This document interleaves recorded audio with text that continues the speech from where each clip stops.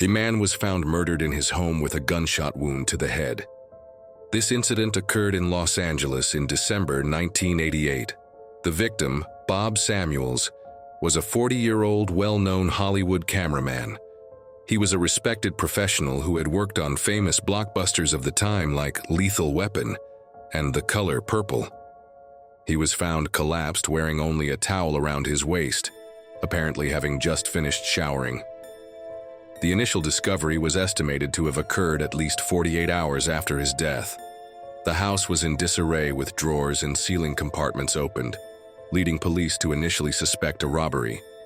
However, as the investigation continued, the team began to uncover strange inconsistencies. The person who first discovered the body was 41-year-old Marie Ellen Samuels, Bob's ex-wife.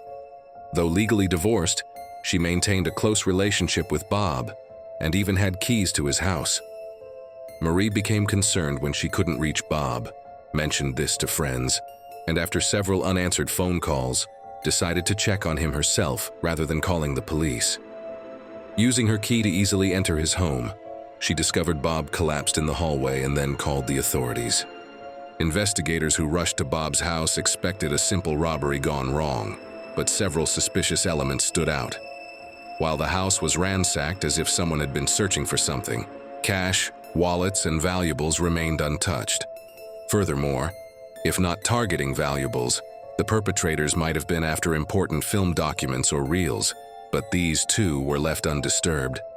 This led police to consider that this might not be a random robbery, but a planned crime, prompting them to begin investigating Bob's closest contacts more thoroughly. Bob had been passionate about photography and film since childhood. Though attracted to Marie Ellen since they were young, he lacked the courage to ask her out. After high school, they went their separate ways. When they reconnected 15 years later, Bob had built a successful career in Hollywood, while Marie Ellen was starting fresh after divorcing her previous husband, raising a young daughter. Marie Ellen was vibrant and sociable, known as the queen of the party among her friends. For her, Bob's greatest appeal was his Hollywood connections, the chance to mingle with celebrities and experience a glamorous lifestyle she had always craved. In 1980, Bob finally married the woman he had admired for so long. He adopted her daughter Nicole from her previous marriage, and they set up home in the Los Angeles suburbs. Knowing Marie Ellen enjoyed luxury and comfort, Bob did his best to satisfy her. But as time passed, their early romantic passion cooled. Bob was frequently away filming, often leaving Marie Ellen alone. He bought her a sandwich franchise to give her something to do, but this was far from the glamorous life she had envisioned. Marie Ellen wasn't one to hesitate breaking rules, her own or others, to get what she wanted. When Bob was away on set, she would embezzle cash from the store, indulge in luxuries, and often wouldn't even show up for work. Finally, after 6 years of marriage in 1986, Marie Ellen left a goodbye letter saying she had grown bored with married life. Deciding life with Bob wasn't what she wanted, she moved to a condo with her daughter. Now single, she threw herself into the endless party life she had always wanted, even taking her 16-year-old daughter Nicole and her friends to bars and clubs late into the night. Marie Ellen acted more like a friend than a mother to Nicole.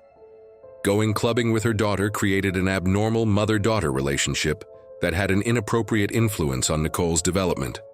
Marie Ellen and Nicole became regulars at popular LA clubs, where Marie Ellen met and began a relationship with music promoter Dean Gruber. Though she was a middle-aged woman in her 40s, Dean was an ideal partner for someone trying to maintain her youth. He was at the center of club culture and music. While Marie Ellen was enjoying her new life, Bob was quietly moving on. After 2 years of separation, they began divorce proceedings, but their relationship remained amicable. They still worked together at the store and even shared custody of their dog. Marie Ellen still kept keys to Bob's house. In early December 1988, Marie Ellen tried to contact Bob but received no response. After 2 unusual days without word from him, she visited his house with her daughter Nicole, where they discovered Bob's cold body. Found collapsed on the floor with a gunshot wound to the back of his head, Marie immediately called the police, but it was already too late. According to police investigations, Bob had likely returned home, showered, and was attacked suddenly while walking down the hallway. He probably lost consciousness almost immediately before being shot. Forensic evidence indicated he had been killed approximately 48 hours before being discovered. Investigators struggled to imagine who would want to harm Bob. He was a devoted father and husband, professionally respected. Surprisingly, Marie Ellen suggested to police that Bob had been having an affair with the wife of former police officer James Nolan, claiming Nolan likely had a motive for anger against Bob.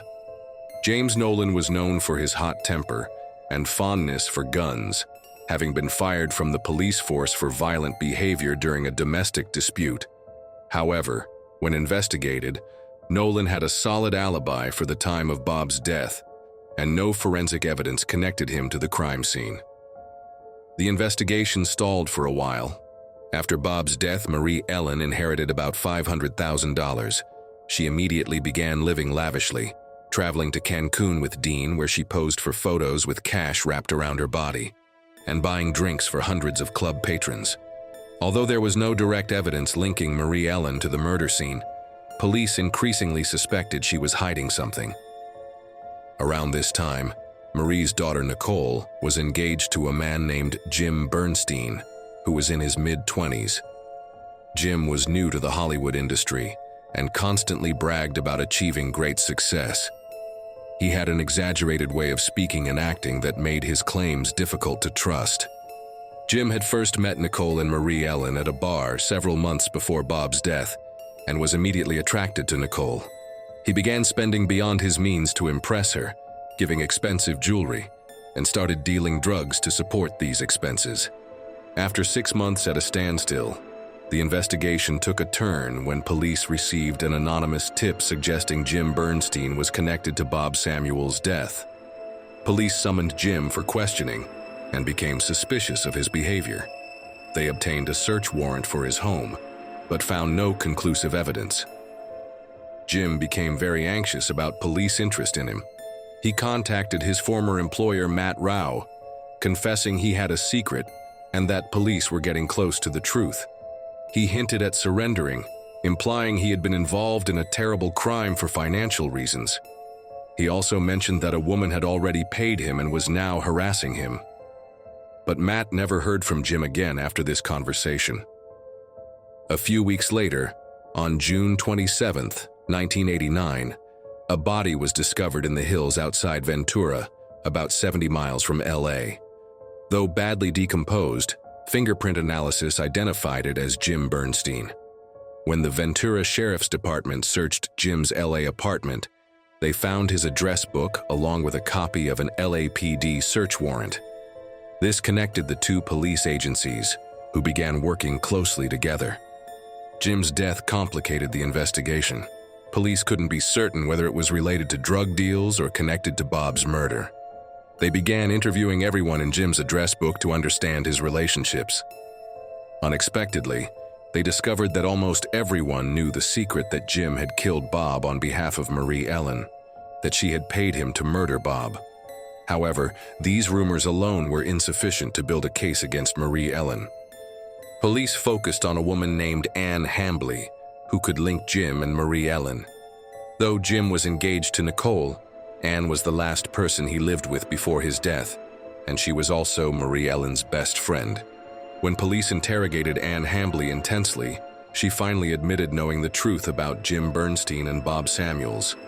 In exchange for immunity, Anne agreed to tell police everything, finally providing leads to solve both murders. Anne detailed a shocking murder conspiracy. Marie Ellen had been looking for someone to eliminate her husband for almost a year before Bob's death, seeking a life of wealth and privilege. Surprisingly, she wasn't secretive about this plan, openly seeking someone to kill her husband in bars and clubs. When Jim Bernstein entered Marie Ellen's life, infatuated with Nicole, Marie Ellen believed she had found the right person. She began planting false stories about Bob, even making baseless claims that Bob had sexually abused Nicole. Enraged, Jim agreed to kill Bob for money and supposedly for Nicole's sake. Whether he personally pulled the trigger remains unclear, but he was definitely involved in the murder. To complete her plan, Marie Ellen left fake messages on Bob's answering machine and deliberately stayed away from his house for 2 days, knowing he was already dead. Months after the murder, Jim began to suspect he'd been used after Nicole broke off their engagement. As police investigation focused on him, he hinted to friends that he might reveal the truth about Bob's death. Marie Ellen couldn't allow this and devised another plan to eliminate any traces. She approached Anne, offering to forgive a $2,000 debt if Anne would help eliminate Jim Bernstein. Anne, who was living with Jim but had another boyfriend, drew him and another person into a plot to kill Jim. Marie Ellen paid the conspirators $7,500 to kill Jim. Anne's boyfriend and his associate lured Jim to a remote road in northern Ventura, where they committed the crime. By eliminating Jim, Marie Ellen temporarily secured her safety, but she couldn't silence all witnesses. Eventually, Anne Hambley's detailed testimony played a crucial role, and Marie Ellen was arrested on charges of orchestrating both murders. Her trial captivated all of California. Prosecutors relied heavily on Anne Hambley's testimony to prove that both deaths were part of Marie Ellen's calculated plan. Throughout the trial, Marie Ellen maintained her innocence, but the evidence was overwhelming. The large insurance payout she received after Bob's death and her subsequent extravagant spending suggested money was the motive, supported by account records showing payments to the murder conspirators. In 1994, the jury found Marie Ellen guilty of orchestrating 2 first-degree murders. She was sentenced to death and imprisoned in a California state prison. This concludes the story of Marie Ellen, who killed her husband and eliminated her accomplice to satisfy her endless desire for money and luxury.